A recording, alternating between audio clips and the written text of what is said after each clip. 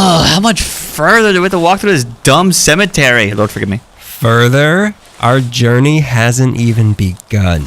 Not until the moon has risen and set 13 times and the bats have picked the fruit trees bare. Only then will you be ready and the path will find... Oh no, here we are. Daniel, this is an open grave. No, Greg, this is our new studio. Why is it underground? I read that the closer to the center of the earth you get, the better the sound quality is, but the deepest I could dig was 6 feet. Get in the hole. Why is there a coffin in it? That's not a coffin, that's a recording booth. Get in the hole. It's shaped like a coffin. No, it isn't. That shape is the most conducive to capturing the unmistakably rich baritones our listeners have come to expect from us. Now fire in the hole. You're fired. Get in the hole. I'm fired? Can't hear ya. I'm in the hole. Get out of there! Get out of where? The hole? Yes, the grave. Get out of there. The sun is setting and I forgot to put on moontan lotion. Fine, help me out. Trying to be a good guy and dig a grave for a friend. Welcome to Trump's New America. Grab my hand. Come on. No. Oh! Whoopsie. Why are your hands so slippery? I just got them waxed. Somebody! Somebody help us, somebody! Wolf sound effect, come help! You know, we don't spend enough time alone together like this anymore. Okay. There's probably enough oxygen here for both of us to survive for 30 minutes, or just one of us forever. You stop breathing first. Why are you breathing faster? I don't know. I thought it was the right thing to do, and now I can't stop. Wait. What is that? Someone is either burying us alive Or testing out a maraca. Sir or miss! Wait! Senor? They're not stopping.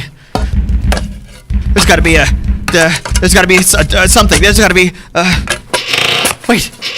Wait, the bottom opens. There's nothing under us, remember? Hole, fire, you, me, bottom of, Greg. Shut up!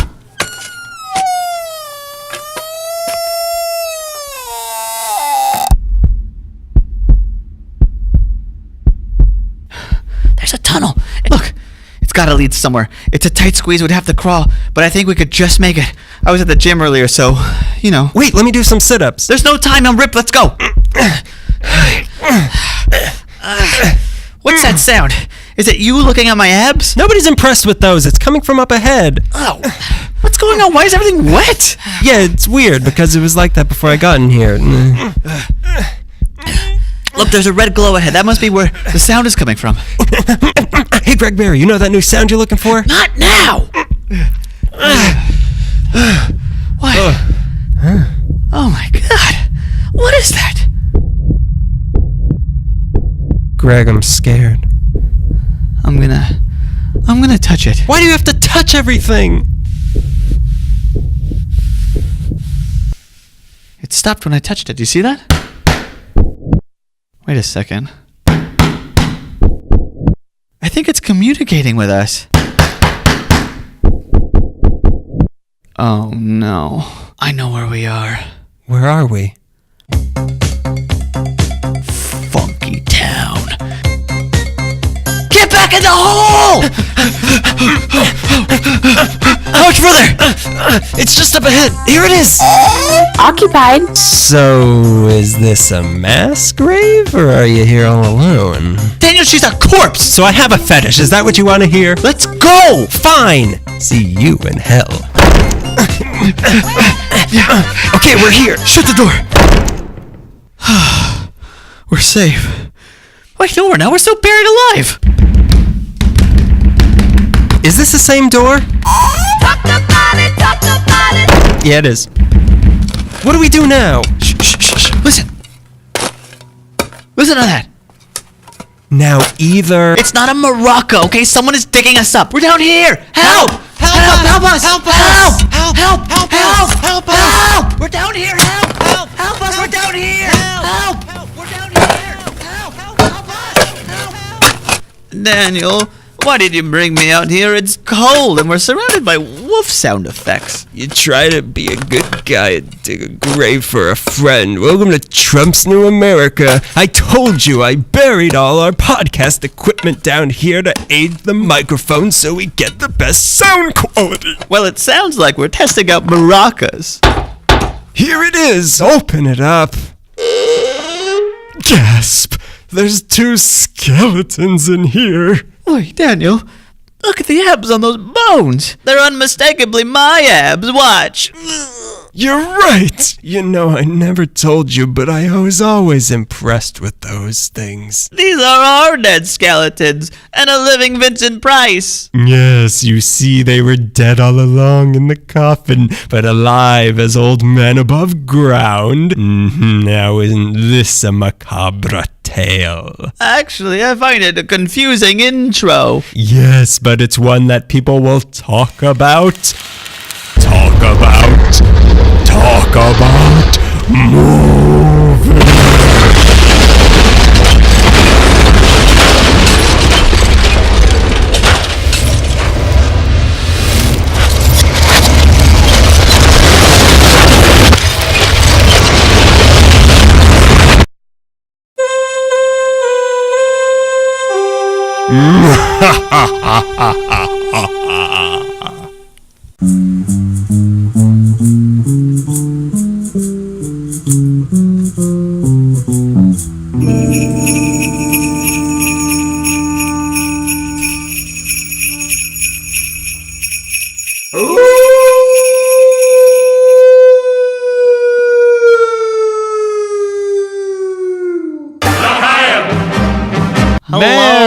Merry Christmas. Hello, Christmas. Why you bugging?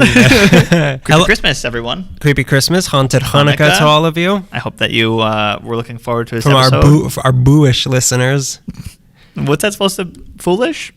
What's I guess if you think Judaism is foolish, sure. Welcome to You're Greg's gonna new make- Trump's America. Greg presents Trump's New America. Greg's car only has a right turn signal these days, and they only do U-turns. Oh boy, Trump's New America. I'm loving it already. It's What? brought to you by McDonald's. That's the political section of the show. So I hope everybody had a nice November, a nice Thanksgiving. I hope so too. One of those classic moments between me and know. Greg. Yeah. Daniel lays down something casually sentimental, and they just stare at each other, wondering why. Wondering what the upcoming Thanksgiving is going to be like, and you just triggered so many bad memories for me. Hey, trigger warning. Trigger Norman.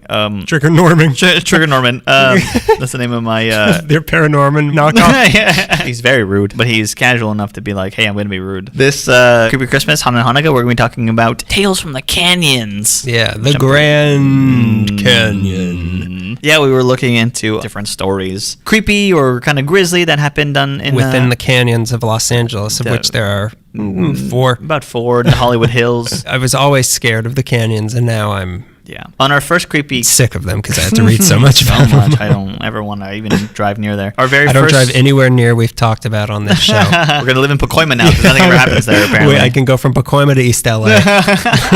Closing my eyes about 4 times through the drive. Our very first creepy Christmas, we talked about probably the most famous of the canyon stories, which was Sharon Tate being visited by the Manson family. That's I know, the big I was one so that- excited to like, oh, there's one story we can tell from the canyon. Oh no, Greg told that. Yeah, that we've covered that already. It comes up a couple times in here because the canyons are the canyons and they smell of each other. You know what I mean?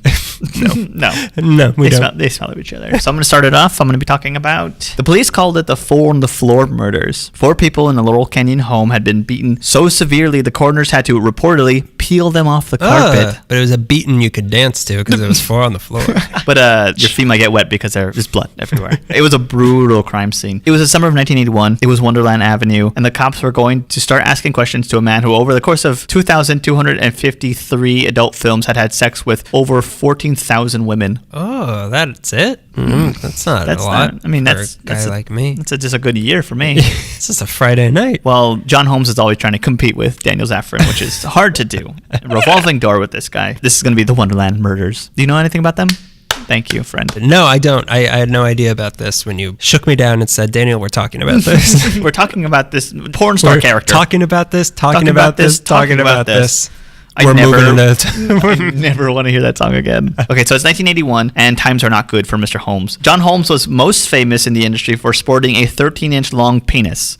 That should be said. Trigger warning. Trigger warning. That has to be said about him. But after pumping sweet... That's it. Oh, so he was an amateur. What was he, like 10? Was the power on? If you know what I mean. After his long career in the 70s... I get it. Do you want to interrupt the sentence every time I start? I don't want to. I have a compulsion and I don't know how to help it. If you're going to write a sentence about that's riddled with innuendo, of course, yes, I am. Well, I know that I'm talking to you and you get tickled, of course. So his good career years of the 70s and the cocaine and we're all doing the hustle, that's all gone. His drug addiction caught up to him and the actor could no longer perform his cinematic duties, meaning he was impotent. His drug addiction was basically all he had now. His main place to score was the CD place off of Laurel Canyon on Wonderland Avenue, 8763 Wonderland to be exact. It's small, duplex-looking deal with a garage on the street level and then a gate protecting trespassers from the stairs that walk you up to the house. This little place protecting? Okay, so there's 2 stacks. Holding the stacks up is a parking garage. To the left of that is a narrow little stone stepway, and protecting the stone stepway is a gate. Okay. Can you see it? So we're not protecting pedestrians from this monster stairway? No. Okay. No, do I need to run you through trespassing in a home? How could that happen? I live in a safe area. There aren't all areas like this. How do they get past the security guard? He's armed. I made sure of it. He's armed with the phone number for the real police.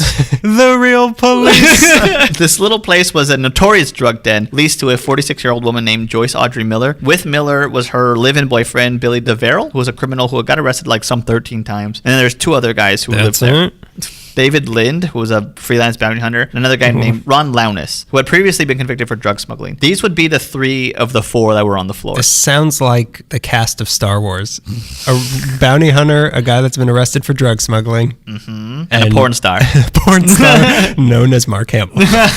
Couldn't keep it in his robes. Oh, but I wanted to go jack it at Tosche Station. His dad had to cut his hand off. It was so bad. He found a way. So that was the 3 of the 4 on the floor. These 4 would often pose as police officers, rip off competing drug dealers by confiscating their stash, and sell that stash to their own customers. In the criminal underworld where honor among thieves is a thing, this was like insane. Insanely risky way to do business. One of their more frequent patrons, who would often crash at the Wonderland pad, was junkie John Holmes. Holmes was a huge cocaine addict now and was resorting to breaking into cars at LAX to hawk goods for drug money. And I need to stress how comfortable Holmes was with this place. Like Holmes knew every inch of it. He was very... Holmes is where the heart is. You know what they say. I have that hanging up in my house. It's 13 inches long. The knitwear is what I mean. It's framed. Just like he was. Now we get to the most villainous in a tale of what seems like only villains. Eddie Nash is a elite drug dealer of the 70s, 80s Hollywood, usually dealing at nightclubs on Sunset Strip to the bands that needed drugs to make their awful sound. Like listenable. who? Van Halen. No. Motley Crue. He owned a punk club that I heard about called the Starwood, which had a lot of the good punk bands playing at, but also had Motley Crue and all those bands I hate. Quiet Riot. Eddie Nash apparently was not something of an actor, but you can see him in a small role in an episode of The Cisco Kid, in the episode called Quarter Horse. You can see him kind of standing by horse. Eddie Nash was Palestinian. His real name was Adel Nasrallah. One of his frequent patrons in the late 70s, again, John Holmes, who during his heyday was known to spend as much as $750,000 a year on cocaine with Eddie Nash. That was then, this is now. It should also be noted that Eddie Nash is a dangerous man. Dangerous man to cross. He considered Holmes to be a very close friend, reportedly even referred to Holmes as my brother. Around this time, the Wonderland drug group were aching for a bigger score. They wanted to hit Eddie Nash's place now. The dangerous man I just told you not to cross.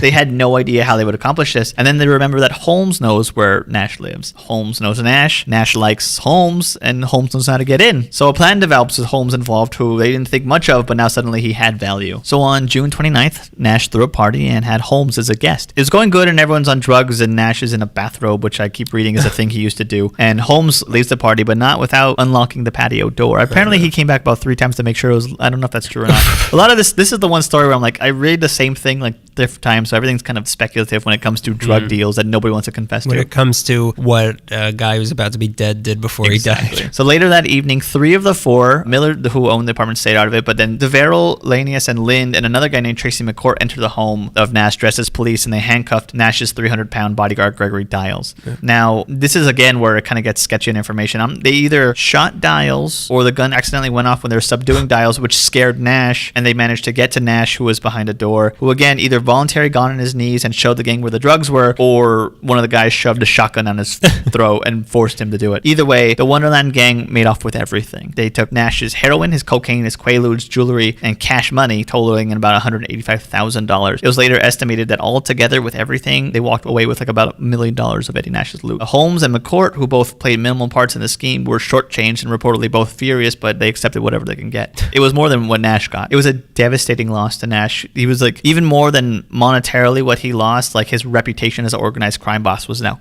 crippled. That will not stand. This simply does not happen. Now, again, reports vary on how Holmes ended up back at Nash's place after the heist. Some say that Nash suspected Holmes was the guy all along, so he sent his boys to go grab him. Others say that Holmes returned to appear innocent, because who returns to the scene of crime? Nobody. I must be innocent. Unless they want to make sure the gate's unlocked. And by doing that, Did I leave my wallet here? Did I leave a piece of my fro here? Did I leave 4 inches? By returning, he basically implicated himself. I'm sure he doesn't know how to act with clothes on, so it was hard. We're just asking for a testimony of where you were. You don't have to keep humping the handcuffs. It's all I know. One of Liberace's lovers had claimed that when they were there at Nash's place, when they picked up Holmes off the street, and when they picked him up, he was wearing one of the rings that he had stolen from Nash's place. Any which way this happened, Nash correctly pointed his finger at Holmes, and now the clock was set. His ringless finger. His ringless finger, obviously, because he has a little white spot there where the ring used to be. Nash had his boys beat up Holmes and threatened to kill him and his family if he didn't give the name of the group that pulled the heist. So now we get to July 1st, 1981, 2 days since the Nash heist. Around the witching hour, 3 a.m. It's not really clear which one of his goons he sent to do it, but 3 of Nash's men went along with Holmes. And then again, we don't know how deep Holmes' role in all this. Some say he just buzzed them in and let Eddie Nash's guys go up. Others say that Holmes himself was an attacker, but what happened was they came into the home and they killed 4 people. One of them was someone who had nothing to do with it. Her name was Barbara Richards, and she was dating, I believe, David Lind, who was not there. He was doing drugs in like Sun Valley or something in a motel with a male prostitute. She gets killed first, and then they beat everyone else to death with lead pipes, like in Clue. In the apartment at the time was Miller, Deverell, Elanius, and it wasn't in the pantry, was it? It was all over the place. I believe the lead pipe and everywhere. Miller was killed, Deverell was killed, Elanius was killed, and his wife was also there, but actually she managed to survive. She was the sole survivor of this, which is why of 5 people, only 4 of them died, but she walked away with severe head injuries. To put it lightly, she had a really bad headache. The bodies were found the next day. People had heard, I believe, when Susan was being attacked, some people nearby had heard. So I believe they came, but the police made it by the morning at least. Hopefully at least. Living around the corner was then Governor Jerry Brown. Oh no. Yeah, nothing happened to him. He's fine. We all know how that turns out. And that little boy who witnessed the whole thing. They brought Holmes in because he's a little boy. I'm a mayor. I like the sound of that. They found a handprint there of John Holmes, a bloody handprint on like the railing of I believe a bed or high up on a wall. They were going to say those staircases people were so afraid of. No, that's just that. I just want to set the scene. Eddie Nash wasn't arrested for this crime until 2000. He was 71, living in Tarzana as a retired party boy and fiend.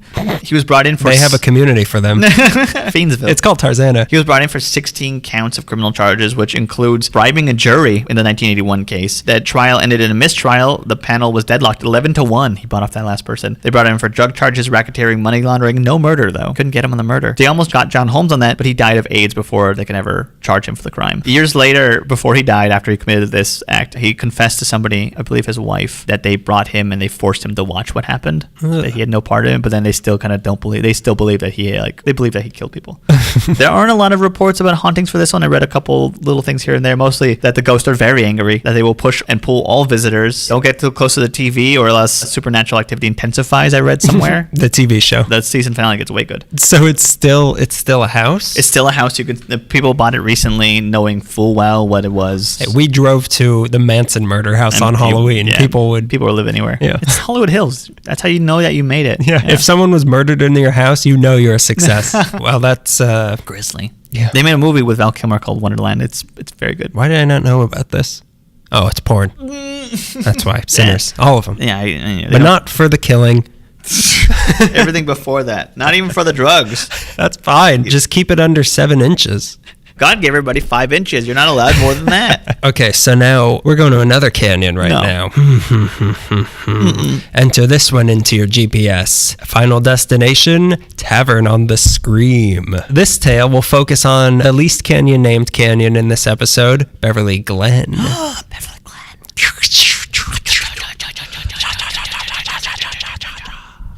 The famous Cha-Cha studio in Beverly Glen. It's a nice shortcut to beat the traffic going between Sherman Oaks and Beverly Hills, the place where I live and the place where I go diamond tasting, respectively. It's also a nice shortcut to hell. This one's not big enough. This one tastes like blood. This one doesn't taste enough like blood. So this road was a natural path that linked the valley to the rest of the city, so caravans and travelers were constantly passing through it. But it used to be a hard trip getting to and from the valley. Hold for a snarky Greg comment. Traffic. It used to be a really hard trip going from the valley to, Beverly Hills. Yeah. What is now Beverly Hills. But you want to complain about how long it takes with traffic. Try it without traffic because there's no technology for traffic to exist yet and it takes forever. It was not an easy road. So at some point in the 1880s, a rest stop of sorts was built at the location that is now 2181 North Beverly Glen Boulevard. And it was called the Four Oaks Inn and Cafe. Cool. Was it up top? What do you mean? Is it up top? Is it on top of the canyon or is it on the way up or down? It's the middle. Slant? Okay. It's the middle. You'll see exactly why it's in the middle. Oh. Yeah, you'll see. We're going right now. Yeah. We're in the car. You didn't know? Chugga.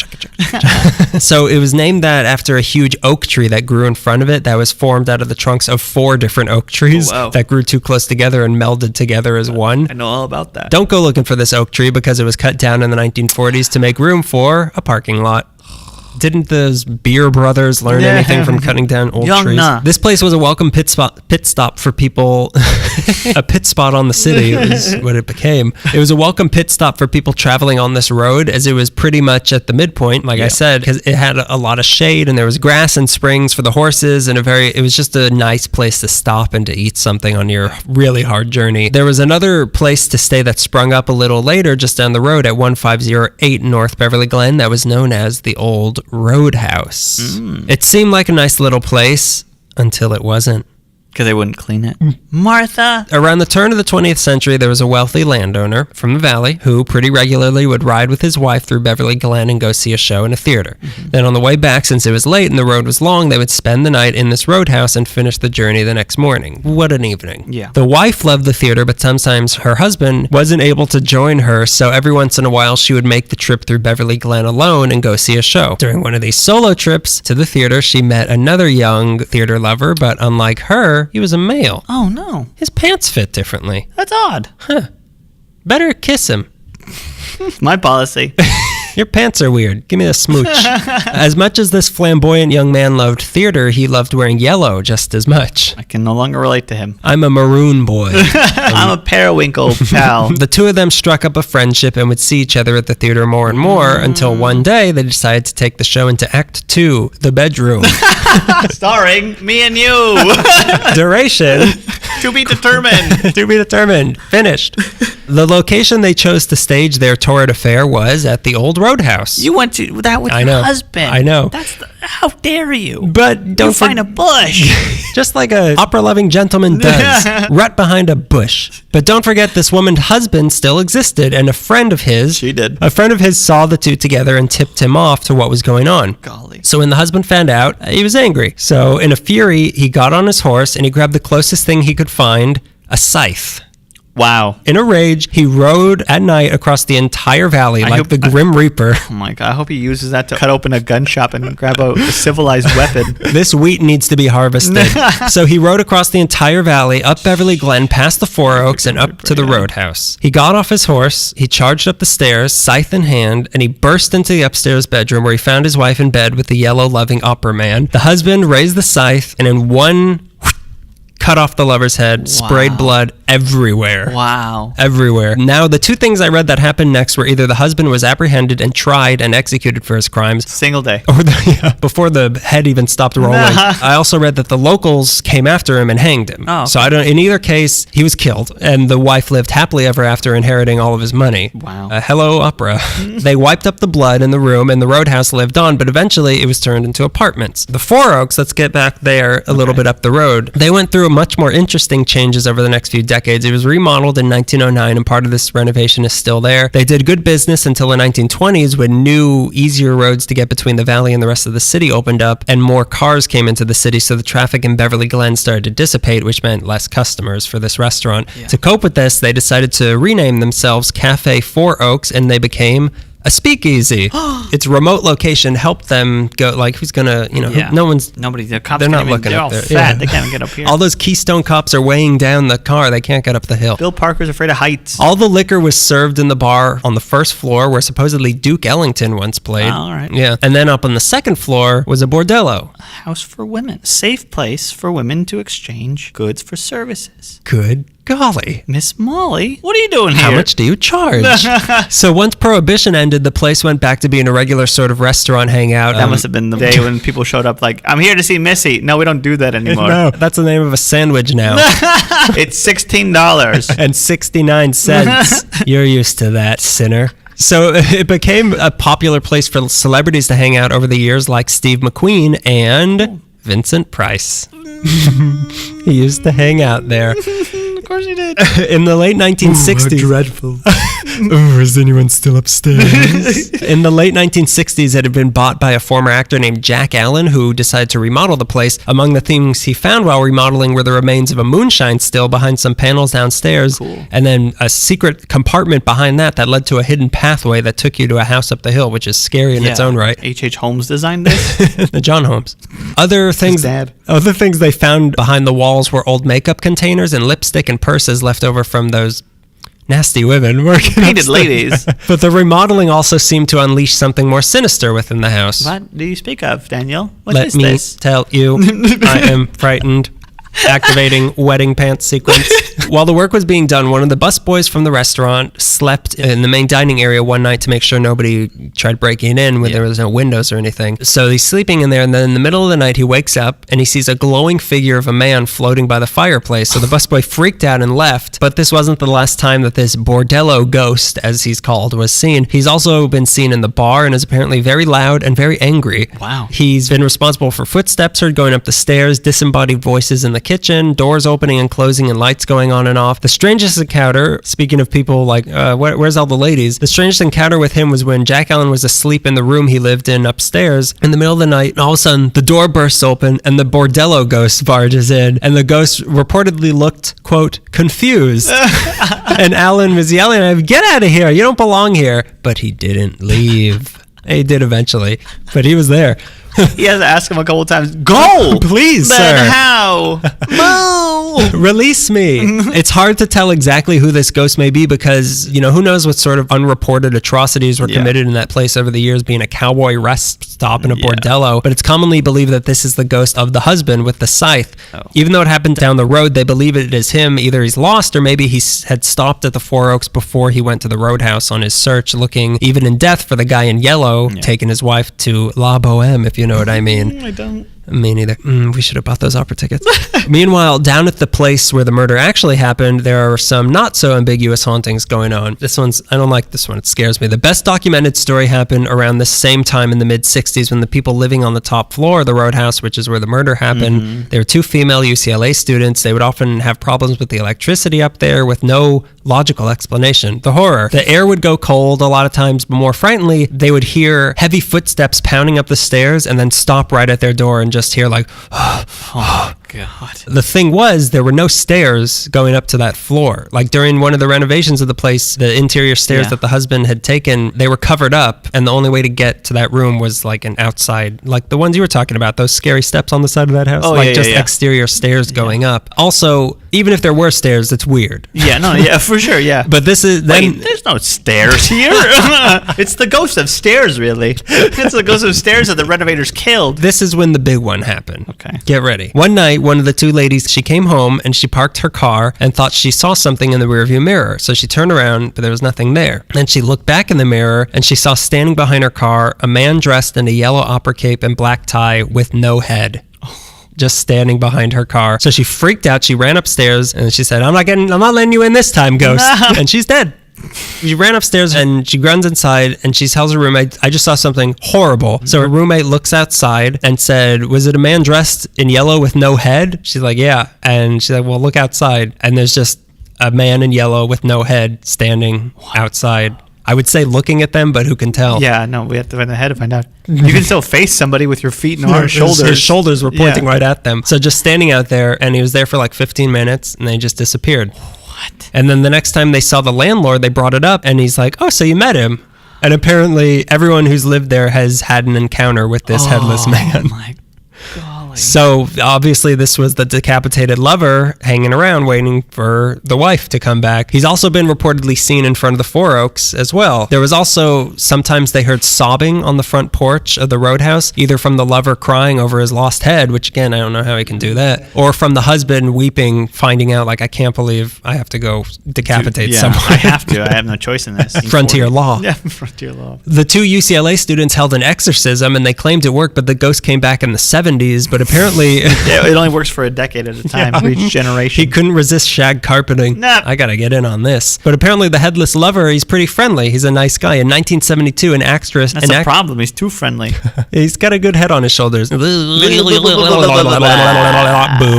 1972, an actress named Corinne Brosquette moved into the ground floor of the Roadhouse. Yeah. And when she was like having a tough time, like trouble with, boyfriends or whatever, she would always feel a comforting presence that was there for her. She even once felt something stroking her hair. It's the landlord again. It apparently fell in love with her because sometimes it would hide her keys so that she couldn't leave. And he would curl up in bed next to her. Like she would feel something curl up in her bed.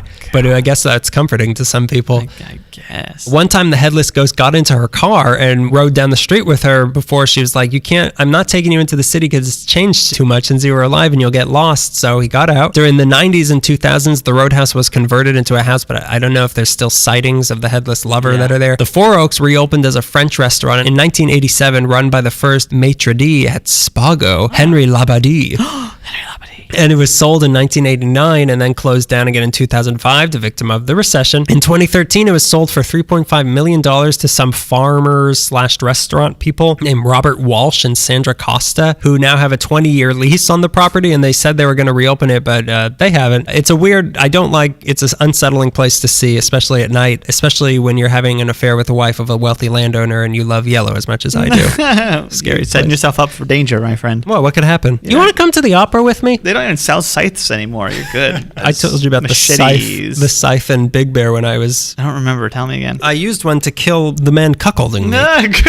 The place we were staying just had a huge scythe over the door, and it was just so ominous. Yeah, that nobody wants to see that. No. Okay, I'm going to be talking about my next one. And again, trigger warning. This one is very brutal, very graphic. On the Halloween morning, 1968, off of Laurel Canyon, Edward Weber, a personal assistant, enters the home of his boss and finds the place has been ransacked. He called out his boss's name, but there was no reply. The living room was a disaster. Furniture was wrecked, pictures were tossed around. There's an overturned chair next to his elderly boss's broken eyeglasses and a bloody footprint. He checked his boss's bedroom and in the darkness was able to make a form out of a body on the bed. It was his boss. His face caked with blood, body bruised head to toe, naked with his hands bound behind him, wrist to ankles, a sheet covering below his knees. Wrist to ankles? Yeah, your wrists are tied to your ankle. Like a pig? Yeah. Like a pig on the spit. Is that a term? Yeah, like a luau. There, I'll put it in island terms you can understand. Wow. There was a broken cane lying near his body. He couldn't see this at the time. Edward couldn't see this at the time, but on the corpse's back, the letter either N or Z had been carved into him. Wasn't me. It was N. Zorro. Yes. It was the gay blade. It's kinky Zorro. What he could see was what was written on the mirror, reminiscent of the most famous Canyon murder, which was less than a year away, Sharon Tate's. On the mirror, it was written, pigs in a luau. Us girls are better than the F word used as a slur in the gay community. And it was spelled wrong too, Fagits. Us girls are better than that. Under his body, written on the sheets, was the name Larry. Like Lawrence, not like the rail line. You've killed me, Larry. And again, the name Larry appeared written on a telephone pad near the phone. The body was that of early film star and closeted homosexual Ramon Navarro. And this is his story, at least part of it. For those who don't know the name, thank you. And that's where I'm ending. Thank you. For those who don't know, Ramon Navarro was part of a trio of handsome and beloved matinee men from the 20s. There was Rudolph Valentino, who was another subject of the first Creepy Christmas. There was John Gilbert, and there was Ramon Navarro. All had fantastic mustaches. Valentino died at the end of the 20s. They had to share one, though. My turn. How come we never see them in public together? The process of switching mustaches is pretty... They're Superman. Valentino died at the end of the 20s, and Gilbert's career didn't last to the talkies, but Navarro was devastatingly handsome and had a fine voice for speaking and singing. His biggest role was starring as the titular character in 1925's silent version of Ben-Hur, A Tale of Christ. My favorite lines of his were, it was a silent movie. Navarro was born in Durango, Mexico in 1899. I just remember that one scene where he walks in and he goes... Oh, you guys can't see, but we're overacting right now. Was born in Durango, Mexico in 1899 to a well-established dentist. Ramon was one of 13 children. The family moved around Mexico for a time, but ended up in Los Angeles in 1911. His father became fatally ill at one point, putting the responsibility of the family into Ramon's hands. He had several odd jobs. He was a busboy at the Alexandria Hotel. He taught piano lessons. He was a theater usher. He was a grocery store clerk. But really, most of all, Ramon wanted to be in entertainment with a focused eye on opera. He got noticed as a cafe. What color did he like wearing? Yellow. Oh, no. What did shade? you do? Whatever canaries are. I was hoping you wouldn't say canary because that's the only shade. And I was going to say no. This guy like canary. That's the only shade of yellow I know. Mustard's another Minion one. yellow. Banana? He got noticed as a cafe singer and started picking up little jobs in movies here and there. In 1921, it's a small town idol, and the same year, The Four Horsemen of Apocalypse. Hey, I know we've talked about that movie before, but I can't remember why. Was Rudolph Valentino in that? I didn't check, but probably. I know we've said the words before. You want to look it up right now? No. Okay. We'll let our adoring fans do it. They're going to write us angry. Bruno's going to come back and correct all this. Our editor. His big break came the next year as the villain in The Prisoner of Zenda, as well as the Arab in 1924. The role of Ben-Hur would come the following year and make him everything that he is. After that, he started raking in like $1,000 a week, courtesy of MGM, and he built a 17-room mansion for his family, which I think, if this is the same place, Frank Lloyd Wright built it for him. But then he shared it with a lover, so it was called the Samuel Navarro House. No one died there, so it wasn't in the canyons. He was also able to perform for an opera and keep up his acting roles, which was pretty cool. His first role in a talkie was in 1929's Devil May Care, and he kept it up with a role. That sounds familiar too. I don't know. Yeah, I think Valentino's Maybe for it's sure. just my attitude I'm thinking of. My hairstyle. Devil May Hair. But I ask when I go to a barbershop, and they say, again, this is a salon, you need to leave. He kept it up with a role in the Mata Hari with Garbo, and then the Barbarian in 1934 alongside Cutie and Orange Fiend Myrna Loy. No, not Myrna Loy. She's at it again. Oh, Myrna. How are we going to make her stop being in movies? Do we have to kill her in a canyon? Coming next year. He was being billed as a Latin lover, and women across the world ached for Ramon, but Ramon did not feel the same way about women across the world. And being Catholic, the guilt of being homosexual ate away at him. He would usually enjoy the company of male escorts through the years, paying for everyone to have a good time until they left, and guilt and depression took him out for a good time. Buy me a drink first of cyanide.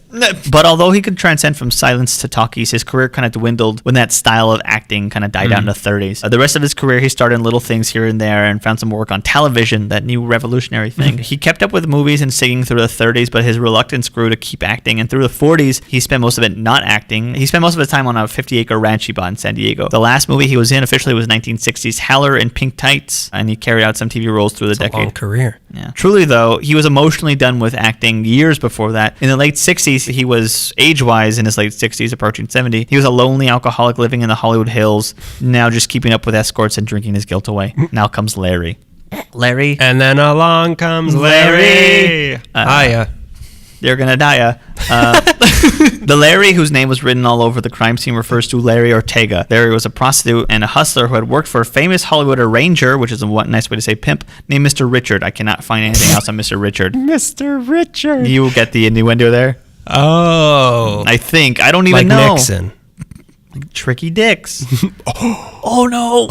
I want to find out about this Mr. Richard character, but there's nothing out there. Someone put me in contact with Mr. Richard. Tell him business is back in business. He's business. Larry has a sister named Mari, who he hooked up with a pal of his and a fellow juggalo. Jesus Christ. They've always been around. We've always been here. Larry had a sister named I'm a male juggalo. The only juggalo to ever get laid. Take that, juggalo community. Your president won. Deuce Buggalo, male juggalo. Larry had a sister. He has a sister. He hooked his sister up with a friend of his who was a gentleman of the evening named Paul Ferguson. Enter rough and tumble Paul Ferguson, brother-in-law to Larry. Well, something about the docks. Paul had recently... I could have been a contender too. Paul had recently been dumped by his wife and was picking up money working the streets of Hollywood. Larry gave Ferguson a juicy bit of info. Found a penny on the way in here. That's the same thing. Money on the streets, picking it up. Working those streets. Working the streets Finding for all change. they've got. Recycling. Pennies. Rocks that are shiny. I could trick a bank. Larry gave Ferguson a juicy bit of info on an old John, who lived up in the Hollywood Hills. He was an old movie star who liked to have sex with escorts, and he had about $5,000 cash hidden in his house. And oh boy, did Ferguson like to hear that. He hooked up with his 17-year-old brother Tom, and the two contacted Navarro, saying that not only would you get Paul, but also his underage brother. So the Ferguson brothers went over to Navarro's home in Laurel Canyon and began drinking together. Ramon Navarro's personal assistant, Edward Weber, who the next day would find his employer's body, came by around 6 p.m. and dropped off cigarettes for Ramon, but never entered the house. The night carried on with drinks, but when the clock struck sexy time, Ferguson wasn't having any of it. Paul Ferguson had a lot of remorse and regret about his desperate lifestyle, and he hated having sex with men for money. And when it came time for that to happen, Ferguson lost it and began beating Navarro until he was unconscious. Oh, man. So together, they dragged a 70-year-old man to the bath and washed the blood off him. And when Navarro began slowly regaining consciousness, Paul flew into a rage and began pummeling Navarro.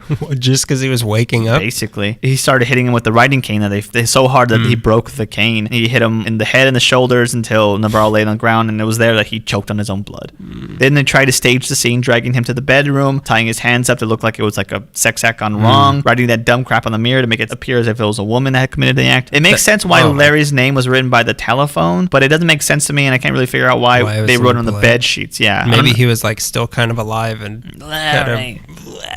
The only name I remember from these Joy Boys. They also placed an unused condom in his dead hand. Tom Ferguson, the younger brother, I guess they're staging the scene, so they put like an unused condom in his hand. Like, it almost happened. They didn't even start yet. Yeah, basically. Tom Ferguson made a 48-minute phone call to Chicago, and on the way out of his house, they asking if he spelled the F word right. What do you mean this? You're gonna make me say it again? You know the word. You know that new word you're looking for? Please don't say it. On their way out of the house, they threw all the bloody clothes in a neighbor's backyard. They also blew some dude. Do we have time? No. Laurel Canyon. I hear John Holmes is down the street. We don't have that much time.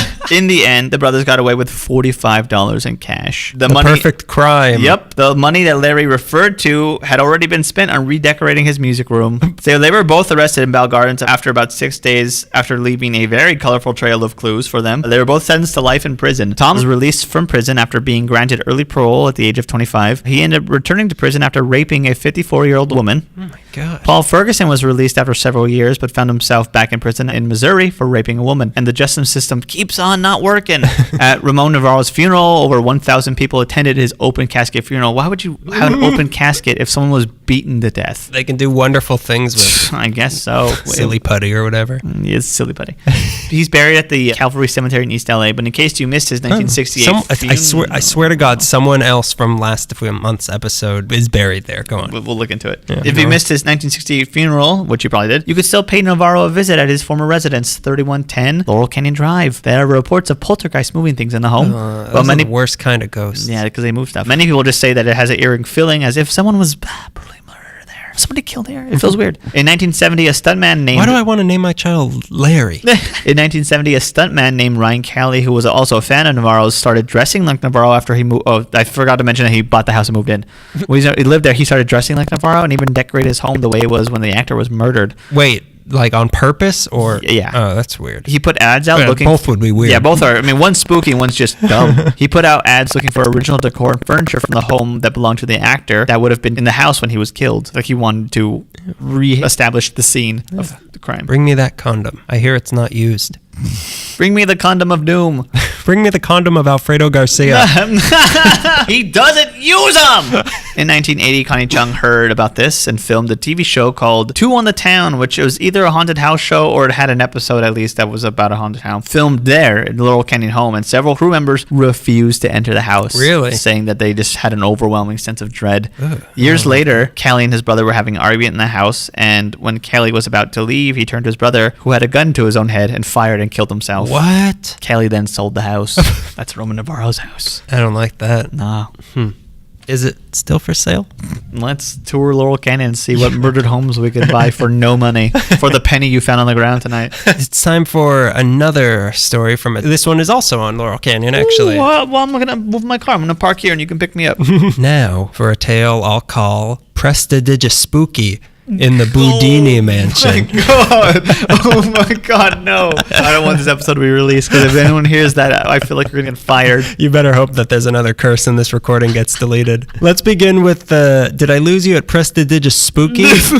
Let's begin with the namesake of this story. Born on March 24th, 1874 in Budapest, Hungary, was Erich Weiss, to a rabbi named Meyer Samuel Weiss. As a kid, Erich, his parents, and his 6 siblings moved to Appleton, Wisconsin, where he grew up a good old American boy before moving to the Big Appleton, New York City, with his family at the age of 13 in 1887. Little Erich became interested in the art of trapeze and dabbled in it a little bit, calling himself while performing the Prince of the Air in Western Hungary, born and levitated. But by the age of 20, he was well into magic and was performing under his new stage name that he adopted in 1891 that he took from his childhood nickname, Eerie, and his hero, a French magician named Jean-Eugène Robert Houdin, and was now Harry Houdini.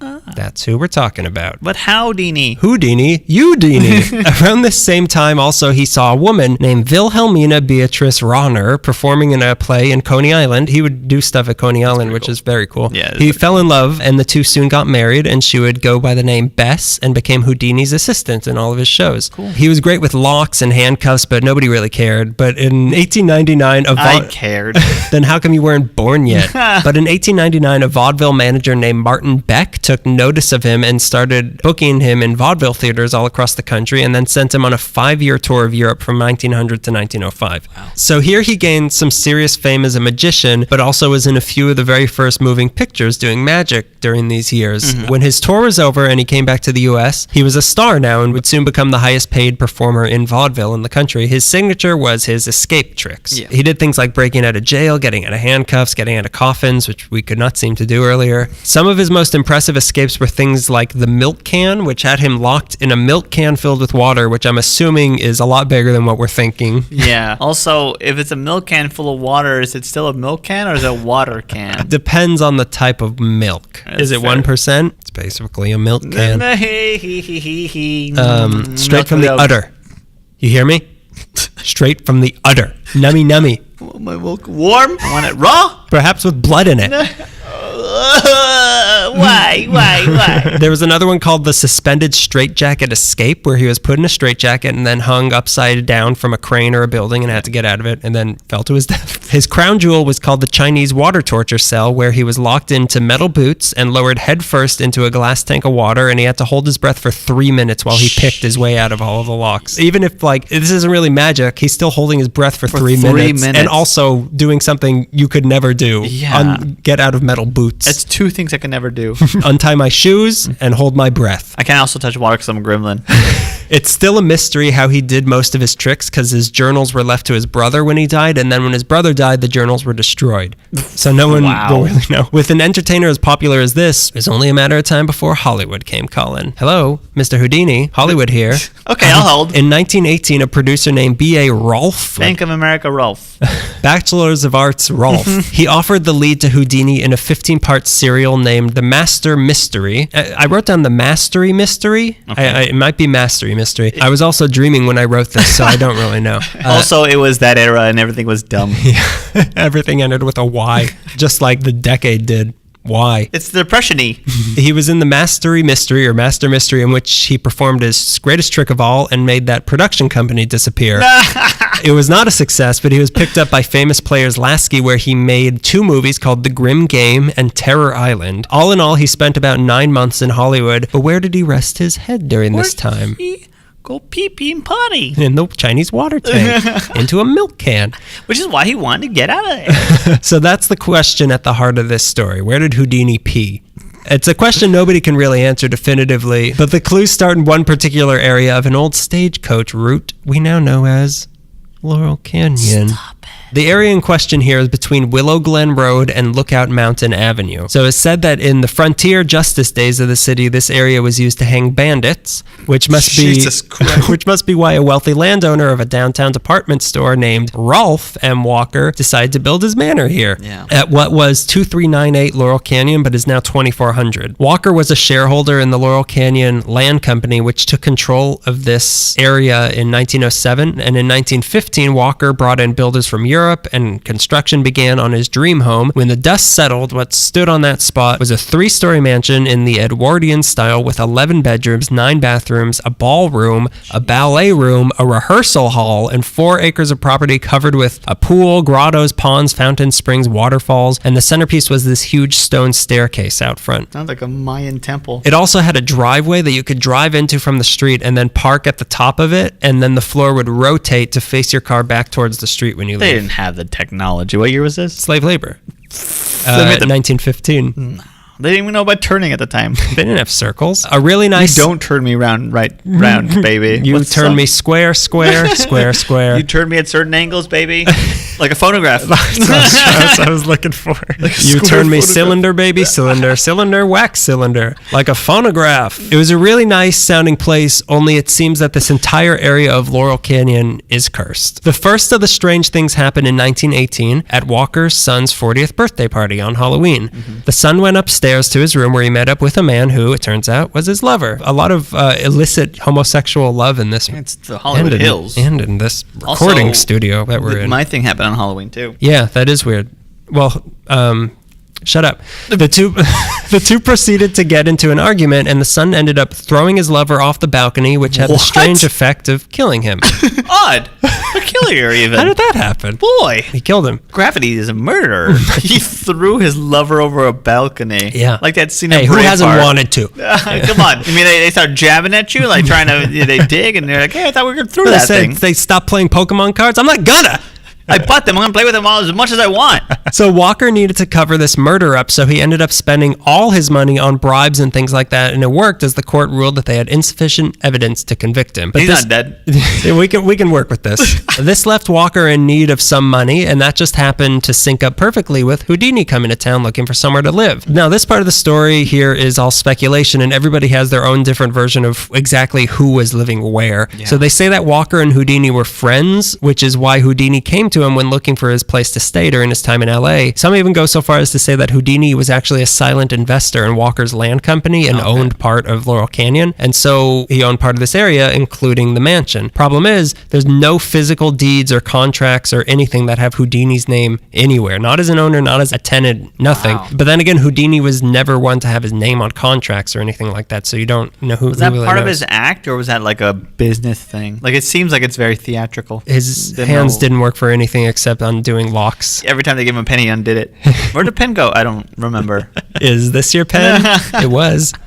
So the non-believers say that Houdini would stay at the Alexandria Hotel, again, Oh. when in town for his act, and then someplace near where they were filming his movies and his movie star days, but that theory actually fits with this because part of his movie, The Grim Game, was filmed in Laurel Canyon, so it would make sense he lived nearby. Also helping the case that Houdini was there was that there was a giant 25,000-gallon water tank at the back of this property, which is perfect for a certain Yeah. type of practice of a certain type of escape performance. The evidence that Houdini lived in this mansion is slim, but it's much more likely that he actually lived in the guest house across the street and up the road a little bit at 2435 Laurel Canyon. So this guest house was on a little hill made of solid rock with an elevator that took you down through the rock to a tunnel that went under Laurel Canyon to the gatehouse of the main mansion. They didn't have the technology. Slave labor. Do I have to sing the cylinder song again? Because I will. This is bizarre. Is this steampunk? Is everything steampunk now? Everything's gears and So he would get into his dirigible. So in this guest house, it's much more reasonably believed that Houdini was living there during his stay in LA, although again, there's no concrete evidence proving that, except for the concrete that the existent elevator went down. There's also no concrete evidence proving that Houdini wasn't a warlock, which he could have unlocked. He was so good, he can unlock a warlock. So the area around this guest house and this whole cursed plot of land was covered in caves on the side of this hill that the guest house was on. And legend has it that Houdini had a locked chest filled with all his secrets that he hid in one of these caves, but never took it out, and nobody's ever found it. Really? So we're going. Get We your can metal detectors. finally be a magician. One of these caves are also said to contain some gold hidden by a friend of the show, Tiburcio Vasquez. that has also never been found, but that'll play into the story later. Houdini didn't stay long in the guest house, allegedly, because he got tired of Hollywood and decided he would open up his own movie company in New York called Houdini Picture Corporation, and he also started a film developing lab called the Film Development Corporation, but for whatever reason, nobody liked him in movies. So by 1923, both his companies folded, and he was back to magic on the stage full time. But this was still enough to get him a star on the Walk of Fame in 1975, a year he would not live to see. We're just reenacting a scene from the silent Ben-Hur. You would love it. Remember that one part? But the last few years of his life after 1923, they got kind of weird. Houdini, you see, was a big fat mama's boy. When his mom... A little Nancy, if you will. Nobody could unlock his heart, unlike... His mother. His mother could. When his mom died in 1913, it completely devastated him. He would have conversations with her at her grave, like Norman Bates. Yeah. He never moved past it. It's well known that Houdini hated the occult, but that was only because he really believed that there was an afterlife, and that the powers that people claimed to have did exist, but none of the people who claimed to have them were telling the truth. Jeez. So he went to mediums and psychics to try to get in contact with his mom, but he quickly realized that every single one of these people were frauds, and in the 20s he made it his life's mission to debunk all of them. He would expose their tricks on stage in his own performances. He wrote a book debunking them, calling A Magician Among the Spirits. He would even show up to seances in disguise just so he could ruin them. Imagine. It is I! Houdini! Who is this skeptical man? Who is correct? So this attitude of his even ruined his relationship with his friend, Arthur Conan Doyle, who was embarrassingly willing to believe in anything even remotely supernatural. Doyle even believed... You didn't know that about... I thought that he thought like Sherlock. Fairies were real. Like those pictures that are clearly like the first Photoshop pictures with like fairies, and he's like, but they're in a picture. Oh my God. They're real. Oh, so the one thing that Sherlock couldn't figure out. See, Sherlock Holmes knew that Hound of the Baskerville wasn't real. The author didn't. Doyle believed that Houdini was using real magic in his tricks, and that he was debunking all these mediums by using his own magical powers to nullify the powers of the mediums to make people think magic wasn't real. Yeah, it's a long way to go, Doyle. Yep. Art. Get your act together. These beliefs are chronicled in Doyle's own book, The Edge of the Unknown, but what set the relationship over the edge was when Doyle convinced Houdini to take part in a seance with Doyle's wife to try to get in contact with Houdini's mom. So they all sat down, and Doyle's wife went into a trance, and she started doing automatic writing to get out the message that Houdini's mom had for him. Much to Houdini's surprise, a message came out that began with the sign of the cross and proceeded to talk to him in perfect English. Problem was, Houdini's mom was Jewish and wouldn't be using the sign of the cross, nor did she speak English. So he killed her. Magically, of course. For my next trick, a gun. I'm going to make life disappear. I'm going to make this bullet disappear into you. Houdini never looked at the Doyles the same way again after this. So, like, what are you trying to pull on me? Yeah. In 1923, Houdini even joined a panel from Scientific American that offered a $2,500 reward to any medium who could successfully demonstrate their abilities. Nobody ever claimed that prize. But still, let it go, man. Houdini believed that there was a way to come back from the afterlife, and if anyone would be able to figure out how, it was him. So he set up with his wife that should he die, he would get in contact with her, and the way she would know it was him was because he would say a line from the play she was in when he first saw her, which was, "Rosabelle, believe." Lucky for him, he soon got his chance to test this out. On October 26, 1926, Houdini was backstage. Do you know how Houdini died? I have heard different stories Okay, before. well, this is what happened. Okay. He was backstage at the Princess Theater in Montreal getting ready for a show when a student from the local McGill University named J. Gordon Whitehead came up to him and asked him if it was true that he could take a punch in the stomach without feeling any pain. Houdini said, "Yes, it is true, but only when I'm able to tense up all my muscles beforehand." Only Houdini didn't get a chance to say all that because after he said yes, the kid punched him in the stomach with all of his force. That is how I thought, yeah. Yeah, so what this ended up doing was rupturing Houdini's appendix and giving him intense stomach pains for the next few days until he collapsed on stage. He finished the show, though, and then he later had to go to the hospital. And then on October 31st, Halloween, he died in a hospital in Detroit of peritonitis. His last words being, "I'm tired of fighting." This is a pretty sad story. Yeah. He was 52 years old. There's still debate today. Here we go. There's still debate today whether Whitehead was just some idiot student or if he was An assassin sent by the psychic mafia to get back at Houdini for smearing the reputation of spiritualists. I'm going to go with that one. I'm sorry I had to say that sentence. I feel like I'm descended from that whitehead kid. Like the intrinsic guilt. No, he went to a better university than we did. His wife, was of course greatly grieved, but as per their agreement, it was her duty to now try to make contact with him beyond the grave. I wasn't ready. To do this, she moved back to LA and actually moved back into the guest house in Laurel Canyon, where she always kept a candle burning next to the picture of her husband. And that is a confirmed fact that she did live there at this time. So it makes sense, like, well, why would she go, like, if he was probably there before. Starting on the first anniversary of her husband's death, Halloween, Bess took to the roof of the Knickerbocker Hotel in Hollywood and held a seance to get in touch with Houdini, but nothing happened. She tried it again the next year on Halloween, the day he died.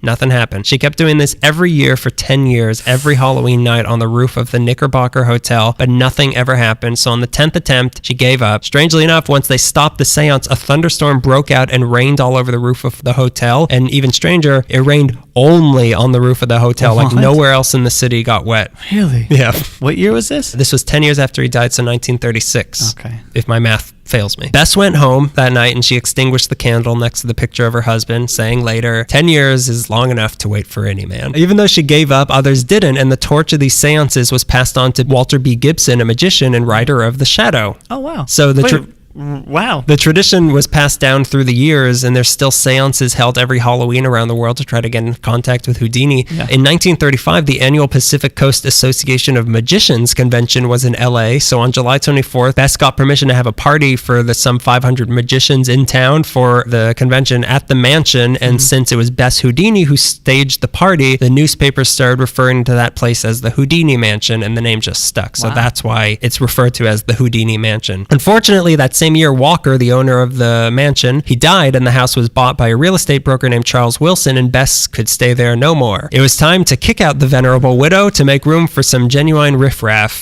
The person Wilson eventually decided to rent the mansion and its property out to was a guy named Joe Jeffers. Jeffers had come to LA in the 30s and began holding Christian revival meetings downtown. They were at the Embassy Auditorium before he was able to open up his Kingdom Temple at 8th and Flower. Jeffers was part of the Christian identity movement, who believed that white Anglo-Saxon Protestants, WASPs, were the lost tribe of Israel, and that Jews were half human, half demon creatures. I feel like he would have voted Trump. Anyways. They counted his vote. And needless to say, he was also a white supremacist. Jeffers and his second wife, who he would go on to have 4 of those, they had plans to burn down the temple for insurance money. But the authorities got tipped off about this, so they had their apartment on Wilshire bugged and assigned an undercover cop to pose as a screenwriter interested in writing Jeffers' life story. So on March 20th, 1939, Jeffers threw a celebration party in the apartment for his new movie deal, and in the middle of the party, the undercover screenwriter yelled out, "Mahatma Gandhi!" And a brigade of cops charged in and arrested everybody. The thing to yell. Is he gonna be starring as me? He looks a little bit different than me. And I don't like that. So Jeffers and the rest of the crowd were naked at the time because this party was in fact a giant orgy. Jeffers blamed the communist Jews for his arrest, and he went to court where footage of the arrest was shown and was upsetting to many and very interesting to many others. I hope that's public LAPD record. footage. It's our right. Enough time has passed. It's our right. Release that footage. Eventually, the jury was persuaded that he was framed, and he got off scot-free. He went about his merry preaching, but in 1944 was arrested for stealing his ex-wife's car, but got out after 15 months of a 4-year sentence, and in 1946 came up with his big idea. He decided that he was the reincarnation of Jesus. And he predicted that LA, he predicted that LA would get destroyed in a nuclear holocaust in 1949, and that in 1952 England would sink into the ocean. What are your facts? I got a feeling. The Jews. I got 6 hunches, idiot. As his home base for his enlightened teaching, he moved into the Houdini Mansion and renamed it the Kingdom of Yahweh. That's optional. Well, he required a donation of $100,000 to live there. There were numerous complaints against him by the neighbors for their disruptive rituals, and not long after, about a dozen of his disciples sued him for fraud, and in 1947 his parole was revoked and he was sent back to jail. So that's his story. After Jeffers, the place was rented out to a wealthy heiress known alternatively as Eve, the Green Virgin, and the Green Madonna. I hate Los Angeles sometimes. What do you mean? What are you talking about? But we're Angelinos through and through. Down to our hearts. The city, she loves me. The city, she loves me. She's naked. She's having an orgy. She's giving it to it hard to Orange County. So this lady was known as that because she would wear her hair wrapped up high, like in a turban sort of. Like a beehive? Sexier. And she wore a green see-through negligee and green scarf, and she would stand on the balcony during full moons. Mother Gaia. Her real name may have been Lee Alden, who was a feminist poet and playwright who wrote a play about a disabled girl called The Atomic Apple. After her, That's Wilson. pretty cool, yeah, I'd eat that. Oh, Eve eats an atomic apple. Okay. Yeah. Nuclear holocaust. Got it. Yeah, man. Snap at that. The owner, Wilson, died in 1954, and the mansion was bought by Fania Pearson in 1958, who planned to turn it into a girls' school. But in 1959, the Willow Glen fires swept through the area and burned the entire property and everything around it. For insurance money. Yeah, the canyon was strapped for cash. The guest house was completely gone, and all that stood standing was a carriage house and the caves and the underground tunnel, which did exist, some brick walkways, and the giant staircase in front. That's what was there. And this is when things get creepy. They stayed ruins for decades, and hippies and homeless people, what's the difference, am I right? They moved into whatever nooks and crannies they could find in the ruins or the caves and the tunnel, which did exist. One such guy referred to himself as Robin Hood and believed that Laurel Canyon was Sherwood Forest, and he spoke in Old English and was seen mostly by the children of nearby Wonderland Elementary, who told tales of arrows shooting past people's heads. Nobody really knows who this guy was or what happened to him, but it's interesting to note that Tiburcio Vasquez, who supposedly hid his gold here in one of the caves that this guy was probably living in, he was also known as the Mexican Robin Hood. Interesting. That is interesting. And now for those specters. Does nobody in the canyons have a job? Like, does everybody... Well, they steal from the rich and they distribute it amongst themselves because they're the poor. Evenly. So now the specters we've all been waiting for. Like I said, the ruins were just sitting there for years, and that giant staircase just stood there leading to nothing. But reports started coming in that late at night, people were seeing a dark-haired man in a dark suit standing at the top of those steps. People aren't sure if this is the ghost of Houdini or the lover that was thrown off the balcony years earlier. Some also think it could be one of the bandits that was hanged, or maybe even Robin Hood. Yeah. A ridiculous sentence I just said yet again. People also claim to have seen a woman dressed in green roaming around those ruins, the Green Virgin. Yeah. Houdini lovers got wind of this, and they started turning out in droves regularly to hold seances in the ruins at night to try to get in contact with their dead lover, Mama's boy. As a result, the grounds were covered in pentagrams and all these occult symbols drawn all over the ruins and melted candles everywhere. Pearson, who was the owner, she had to hire security to keep people from coming onto the property trying to find ghosts all the time. When the place went up for sale in the 80s, the for sale sign kept getting destroyed and nobody could figure out how it was happening. Yeah. But like I said, it wasn't just the ruins. The entire area seems to have this weird curse on it. Right across the street from the mansion at 2401 Laurel Canyon was a bungalow colony built in 1918 called Bungalow Land. No, it wasn't. What was it really called? Bungalow Estates. North Bungalow Properties. Bungalow Town. Bungalow Buddies. The Bungalow Borough.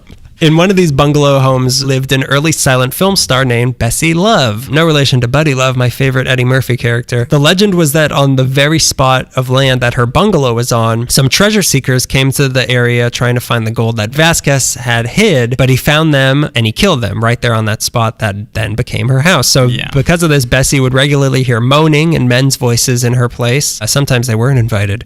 Doors would open and they would close on their own. Lights would go on and off. There were cold spots, the usual sort of thing. But the biggest thing happened. A friend was staying in her living room. One night, she woke up, middle of the night, she heard a man's voice, looked around, nobody's there. Then all of a sudden, a man walked through the wall into the living room, adjusted his cowboy hat, and then went into the kitchen.